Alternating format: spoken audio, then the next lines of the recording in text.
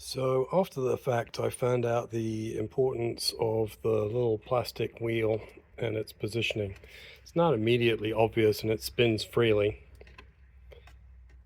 as you can see, but it actually controls the cancelling of the indicators or turn signals. I found this out the hard way, that if you don't pay attention or test this before you put the wheel on, you will really have to turn the wheels dramatically. I think I have this back where I had it, and if I put the turn signal on left turn for me on a left-hand drive car, and I have to turn this all the way around, almost 3/4 of the way around before you hear it click, so that when you bring the wheel back, it cancels the turn signal. And the same going the other way. Trust me, I won't make you watch this twice. So what you need to do is get that in the right position, and I'm going to turn it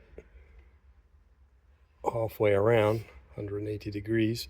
So now when I put that on and I twist to the left like a left turn, you can hear that click, hopefully, and it's very much of a short amount of a turn. I guess you can see that I used the anti-seize. And when you turn the wheel back, it cancels. And then the same on the right. It goes maybe quarter of a turn before you hear it click, so that when you bring the wheel back, it will cancel like that.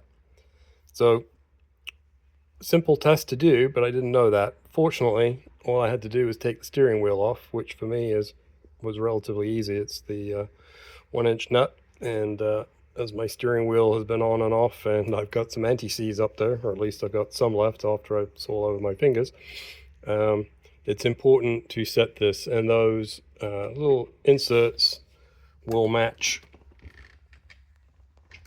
the stock steering wheel. So that's what goes into there. If you have an aftermarket steering wheel, I'm assuming it still has some tabs or some arrangement like that for a Mark IV car, because without it, you are not going to get your turn signals or indicators to cancel. Anyway, live and learn.